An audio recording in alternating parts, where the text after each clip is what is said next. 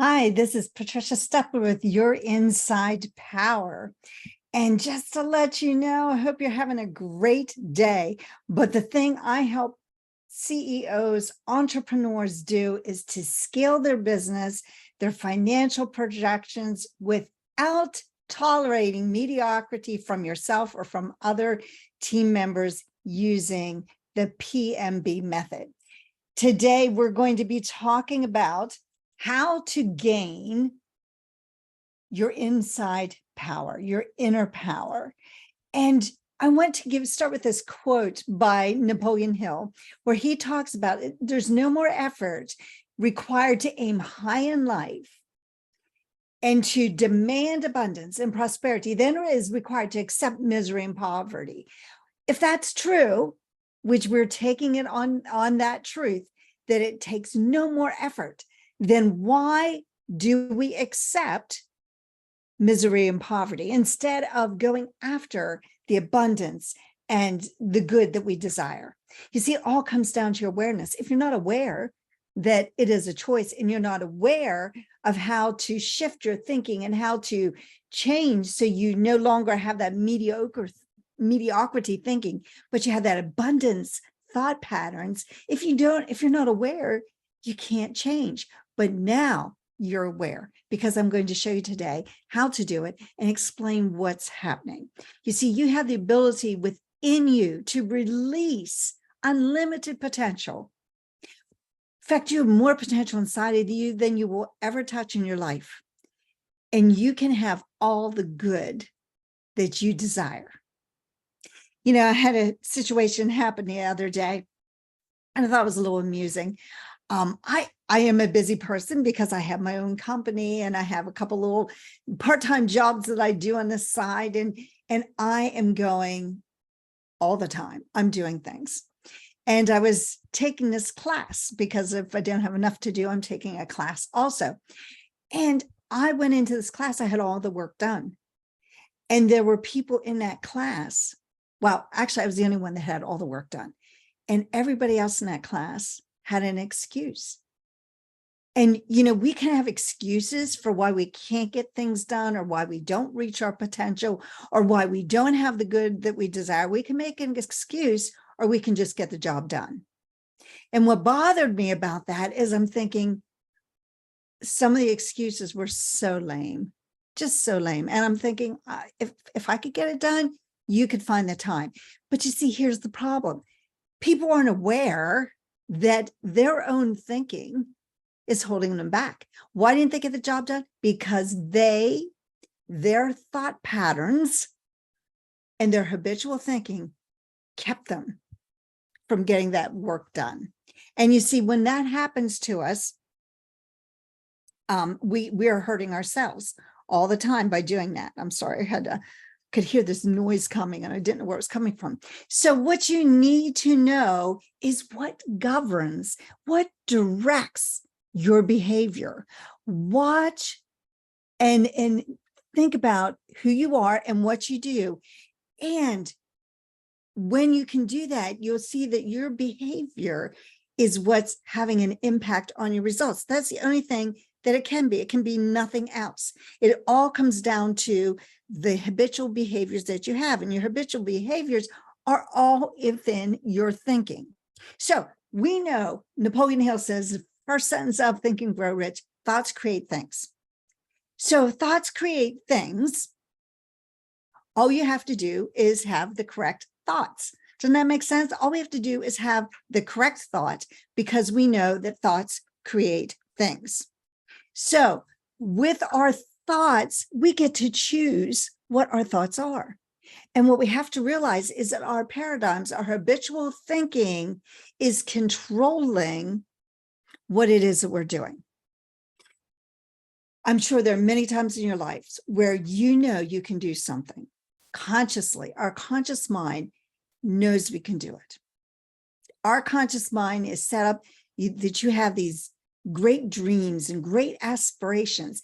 Consciously, you know you can. But for whatever reason, you're not moving forward.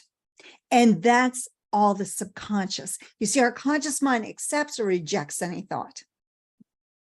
So if we can accept what I stated about no more efforts required to aim high in life and demand abundance and prosperity, then it's to accept misery and poverty. Consciously, we can understand that and we'll say, well, great, because I'm going to demand abundance. But if your subconscious mind says, well, who do you think you are? Now, you know that's never happened before. Well, you have to change. And you know that's too difficult. Whatever thoughts come, that's coming from your subconscious. And your subconscious level is going to give you those doubts, those worries, those fears, even though it's exactly what you want. And it doesn't matter the desire in your conscious mind, because your subconscious mind's controlling everything about you. It controls everything. So what you have to do is to be able to change the subconscious mind. Well, how do you do that? The same way it was created. Spaced repetition of thought. Spaced repetition of words. You see, you didn't all of a sudden develop this subconscious mind that says, you know, you can do this, but you can't do that. You weren't born that way. So if you weren't born that way, then that means that it was created. And if it was created inside your mind, then that means you can change it. But you have to change it the same way it was created. You start with a new thought pattern. You start with a new idea, and you repeat it over and over and over again until it becomes fixed. That's the way we change our thoughts. That's the way we change our paradigms. And here's the thing. When you change your subconscious mind, you will change your action. Now, I know this for a fact because this was me when I first started my business. People say, oh, you have to get on social media. I'm like, no, I don't. I don't have to do that. This is not something I wanted to do. And I kept that idea going. And then one day, just with enough work, I was like, okay, I'm going to do it, because the goal became bigger than the fear. You see, the fear was in doing the social media, and it was so hard, and I didn't know what to do, and blah, blah, blah, blah, blah. But once the goal became bigger than the fear, I changed my thoughts. And when I changed my thoughts, I changed my actions, because now the goal was bigger. And that's what we have to do. That's why it's so important to have a really big goal, even though you don't know how to do it. It doesn't matter if you don't know how to do it. I guarantee you the people, the resources, the things that you need to accomplish that goal will come into your life when you start moving towards the goal. But if you just sit there and say, yeah, I'd like this to happen, and that's it, no, the resources and the people won't come. You have to make a decision to do something different. You have to make a decision to go on and to reach higher and more lofty to get those goals. So subconscious is what's controlling our thoughts, our actions, and our life. You see, your actions will change your results. The actions will change your life. Now, this mental programming, these paradigms, here's the good news. You have exclusive control over. Exclusive. You have the ability to change. You have the ability to make a difference in your life. And you can do it if you decide. Now, if you think about a robot does, you know, is the way 95% of our brain is. And it's like an operating system on the computer. It just goes automatically, right? You know, you don't have to think about the operating system you use and how to program it and how to make it work. You just trust that it does. At least I trust that it does. And that's the way 95% of our brain is. It just goes into action. You don't have to think about it. You don't have to think about when you're getting in your car and driving. You did when you first started, but now you just get in and go. And sometimes maybe you're like me, you're on an interstate and you're so used to getting off a certain exit and you're going someplace different and you end up getting off the exit you always get off of. because you forget, because that's in control. You see, we're not thinking. If you want to change your results, you have to start thinking. And most people don't think. They just do things. There's a statement, and I can't think of the top of my head who said it. Oh, Ken Blanchard, Dr. Ken Blanchard. He said, 3% of the people think they think, 5% of the people, 3% of the people think, 5% of the people think they think, and 92% of the people would rather die than think, something like that. But it's just one of those statements that very few people think. Very few people think. Most people just, they just allow whatever's happening around them to control them. Why? Because they're not aware that they have a choice. You see, it all comes back to awareness. If you're not aware that you can make these changes, you don't do them because nobody teaches you. So once you make a decision, things will change. That's what happened in my life. Once I made a decision that I was going to overcome those things that scared me, those things that worried me, those things that I thought I could not do, once I made a decision to overcome them, the whole world started to change. And the right people came into my life to help me. Because it wasn't like all of a sudden I had all this great information in my head on how to do it. No, but the people that did know that information started to come into my life, and at the right time. And that still happens. So we have to make a decision first and not allow those paradigms to keep us stuck, because they are limiting beliefs. That's where our limiting beliefs are in our paradigm, and it controls us.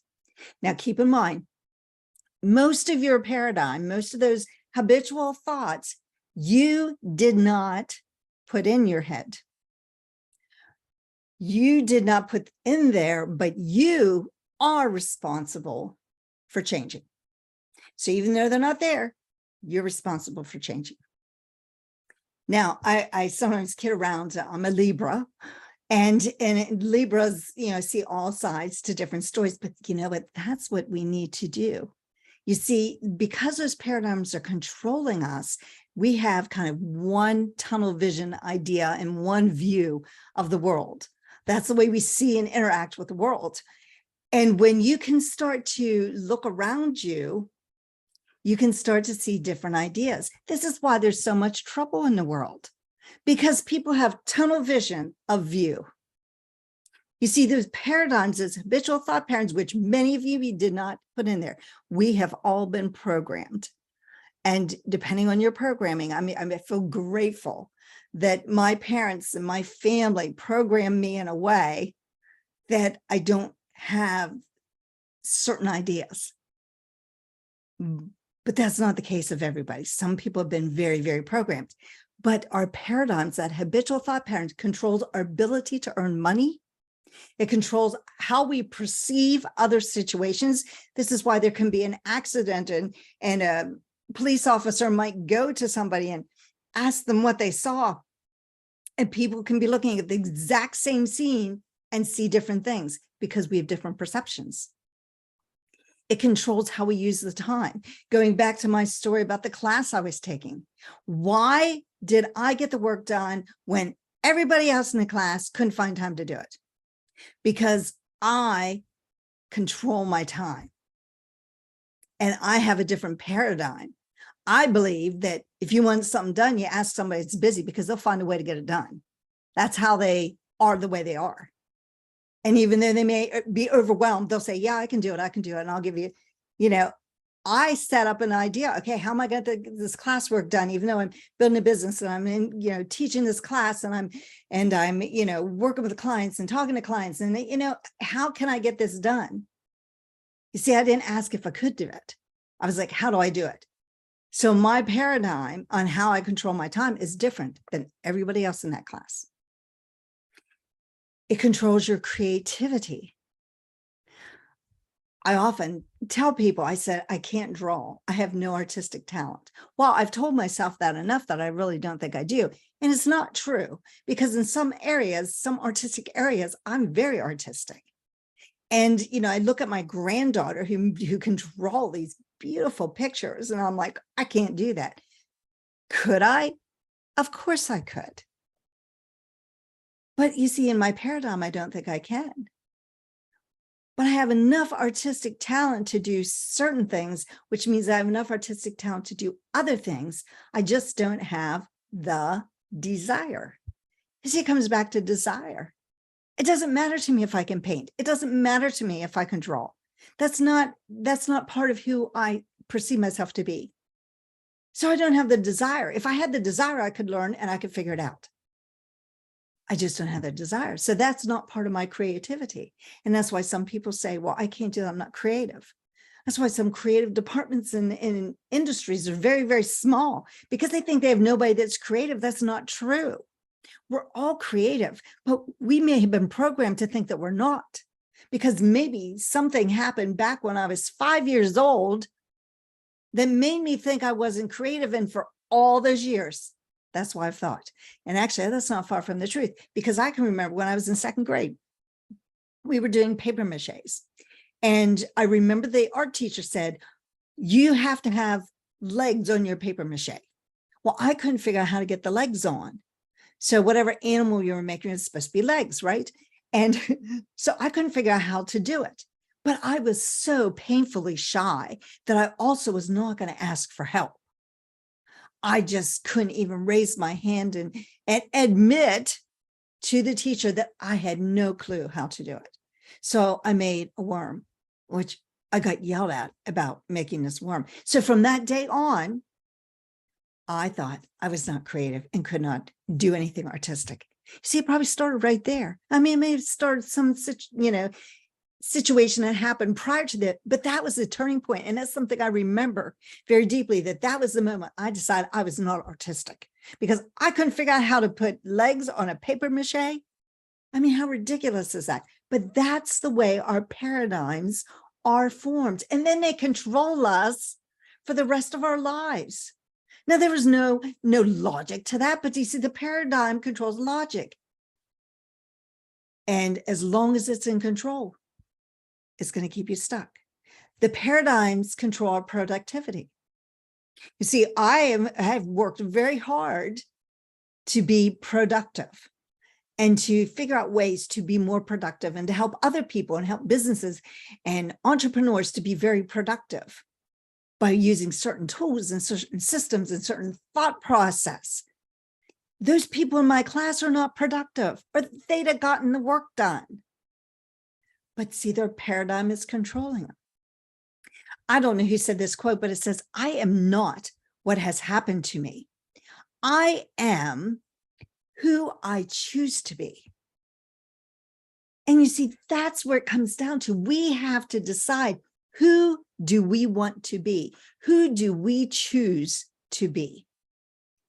It's not that situation in second grade with the paper mache. That's not who I am. I choose who I'm going to be. I can no longer let that situation control me. We have the ability to change our lives, to transform our lives, and make massive differences for ourselves and for others. And that's what it's all about. You see, it's not your past. It's not where you've come from. It's not what you've done before. It's not what paper maches did not work for you. It's who you choose to be. And what we have to do is to be who we want to be. I don't know what made me think of this the other day, but we're all very unique. And I was standing in line at a restaurant, and I was just thinking and looking at the different people that were standing there, and I thought, how is it that there's billions of people in the world, and yet no two people look exactly alike? And I know there's sometimes, you run into somebody that looks, like somebody else. But if you put those two people side by side, you'd see a little difference. I have cousins who were twins, and for a long time, I couldn't tell them apart. But when I got to be around them enough, I got to the point where there was just tiny, tiny differences that you can tell. Their parents never had trouble telling them apart because they could see those tiny little differences. So even when you're an identical twin, there's something different, something very unique about you. And you see, when we're unique like that, we can be who we want to be. There's nobody else like us. And sometimes it's that uniqueness that makes the difference. We get to choose who we want to be. With my daughters, when they started, my oldest daughter was a very fine clarinetist, and she really excelled in that. So when my second daughter, I didn't want her to play the same instrument because I didn't want the competition. So she chose to play a saxophone. Now I think she'd probably rather play the clarinet, but that's beside the point. It was, too late. So she chose a saxophone and she started working super hard at the beginning. And she was competing with her sister. In fact, the band director said, you're even better than your sister was. Told her that at one point, you're further along, you've gone faster than your sister did. And something about that it was like, at some point she decided, that's not who I am. I don't mind playing the saxophone, but that's not what I really want. I want to be a dancer. And so she started excelling dancing. You see, she decided that wasn't who she was. She wanted to be unique in her own way. Now, her sister also danced, but her sister was more into the music. So even though they did similar type things, my oldest daughter excelled in the music, my younger daughter excelled in the dance. You see, we have to be willing and able to walk away from things that do not serve us. Sometimes it's very difficult because we allow other people to control who we are. And when we allow others to control who we are, we tend to do the things that we feel are expected of us. I know I very, very often did things that I thought was expected of me as a mom, as a daughter. And when we do those things that we are expected, they're not necessarily who we are. Even when I became a teacher, I wanted to go into music, really wanted to be a performer. Don't know that I really had that ability. And there were times even after that there were things I wanted to do and I chose not to because I didn't think it was in the best interest of somebody else. Not necessarily me, but of somebody else. We have to decide who we are and not walk away from the things that we want and not walk away from what we want to do and be. But we have to be willing to walk away from those things that are not going to serve us well. We have to start to give up those stories we tell ourselves, release those fears, just like my art story. I have to be willing to give up that story that's who I even am. That's not who I am. And realize that even though I think I have limited artistic talents, there are areas I'm very artistic in. Maybe drawing isn't one of them because I never really wanted or cared if I could draw, but there are artistic parts of me that I enjoy. All this comes down to awareness. You see, when you are going after a really big goal, you're going to have to leave some of those stories behind you. And you're going to have to realize that that's not who you are. And you have to go beyond where you presently are. You're going to have to get out of your comfort zone. There is no glory in a comfort zone. And we have to be able to release those stories. And it all comes down to the awareness. When we become more aware, we become more grateful. And as we become more grateful and we express that gratitude, that connects us and puts us closer to source energy. And source energy is where we need to be to accomplish our goals. In Think and Grow Rich, Napoleon Hill interviewed 500 of the most accomplished individuals in that time period, the early 1900s to mid 1900s. What I want you to realize is that all those accomplished individuals, and they were truly accomplished. They were inventors. They were financial wizards. They were just people who were outstanding politicians and actresses and actors and singers and so on. You have the same powers. You have the exact same powers inside of you. It comes down to awareness. I was telling my husband the other day, you know, when I went to get a master's degree, I thought of getting it in a certain area. And then I looked at all the obstacles. But it was always in the back of my mind, that would have been really neat to do. Well, now I'm kind of living that dream because I'm doing it now without the master's degree. But how much different my life might have been had I not looked at all the obstacles and just looked at the reasons and the desire and gone after it. See, we have that power. I want you to think about, what would it do for your life if you could change your ability to earn money? What would that do for you? What would that do for your family? If you could figure out how to earn more money? What if you could double or triple your income? What would it do for your life if you could change some of your perceptions? There are times I look at conflicts in the world, and a lot of it comes down to perception.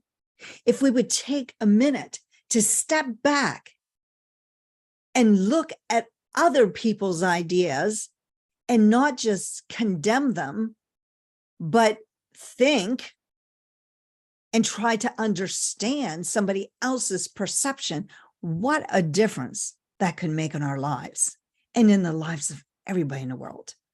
But we go in with such a steadfast, focused, and this is the view that I have, and you have to change to look at my view. No, we need to change to look at everybody's view. What would that do for your life and for the world? What would it do for your life if you could figure out how to make better use of your time? That would make a huge difference in most people. What would it do for your life if you accepted the fact that you are a creative individual and that you have the ability to come up with new ideas and different things? What would it do for your life if you were able to control how effective you are in your job, in your business, as a mom, as a wife, as a daughter, as a person, if you could just be more effective? And what would it do for your life if you figured out how to be more productive and be able to get more accomplished at a higher level? What would that do for businesses if everybody in the business was producing at a very high level? That business would be off the charts. And what about if you just changed your logic? What would it do for you to change your logic and start to look at, bigger ideas? See, that's what I help clients do. I help them to be able to change all those ideas so that they can become better and their businesses can become better and more productive and more efficient and at a higher level. And if that's what you want in your life, you need to reach out to me, because I will help you to gain and make those shifts, because it all starts inside your mind. And as I go back to what Napoleon Hill said, it takes no more effort is required to aim high in life, to demand abundance and prosperity, than is required to accept misery and poverty. Isn't it time to make that change in your life? That's what we're going to look at, and that's what I help people to do. So, hope you've enjoyed this, and we will talk to you again later.